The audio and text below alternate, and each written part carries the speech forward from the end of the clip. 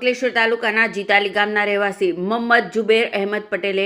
જીતાલી ગ્રામ પંચાયતના તલાટી કમ મંત્રી મનોજ ચૌધરી સામે ગંભીર આક્ષેપો સાથે તાલુકા વિકાસ અધિકારીને લેખિત રજૂઆત કરી છે। રજૂઆતમાં તલાટીએ ફોન પર ધાક ધમકી આપી હોવાનો તેમજ વિવિધ ધર્મો અને જ્ઞાતિના લોકો વચ્ચે વર્ગ વિગ્રહ સર્જાય તેવી ભાષાનો ઉપયોગ કર્યો હોવાનો આરોપ મૂકવામાં આવ્યો છે। મોહમ્મદ જુબેર અહેમદ પટેલના જણાવ્યા અનુસાર તેમના સગા કાકા અને વરિષ્ઠ નાગરિક અયુબ ગુલામ હુસેન પટેલના મકાન સામે આવેલી સ્ટ્રીટ લાઇટ છેલ્લા 4 મહિનાથી બંધ હતી। આ અંગે ગ્રામ પંચાયત સમક્ષ અનેક વખત મૌખિક તેમજ લેખિત રજૂઆતો કરવામાં આવી હતી। તેમ છતાં સમસ્યાનું નિરાકરણ ન આવતા તારીખ 18 જૂન 2026ના રોજ રાત્રે તલાટી કમ મંત્રી મનોજભાઈ ચૌધરીએ ફોન કરીને ગાળો આપી ધમકીઓ આપી હોવાનો આક્ષેપ કરવામાં આવ્યો છે।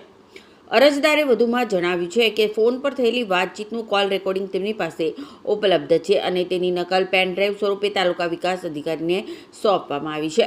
અરજદારે દાવો કર્યો છે કે તલાટીના શબ્દો અને ભાષાથી તેમની ધાર્મિક લાગણીને ઠેસ પહોંચી છે।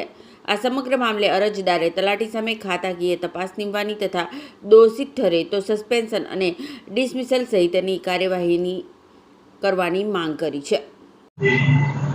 હું મોહમ્મદ જુબેર અહેમદ પટેલ,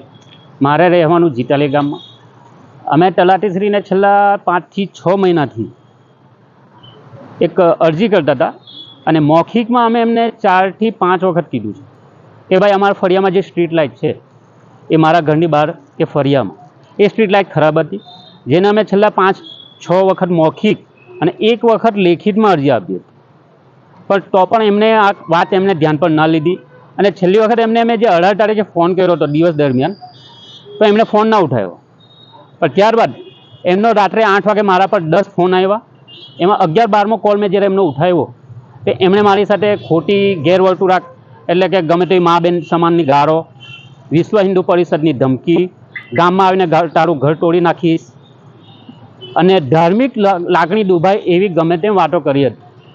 હવે આવા વ્યક્તિને આવું ચલવી લેવામાં ન આવે, એમને તત્કાલિક ધોરણે સસ્પેન્ડ કરવા જોઈએ। એ માટે અમે આજે ટીડીઓ સાહેબને આવેદનપત્ર આપવામાં આવ્યા છે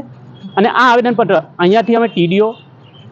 જિલ્લા વિકાસ અધિકારી તથા કલેક્ટર ભરૂચ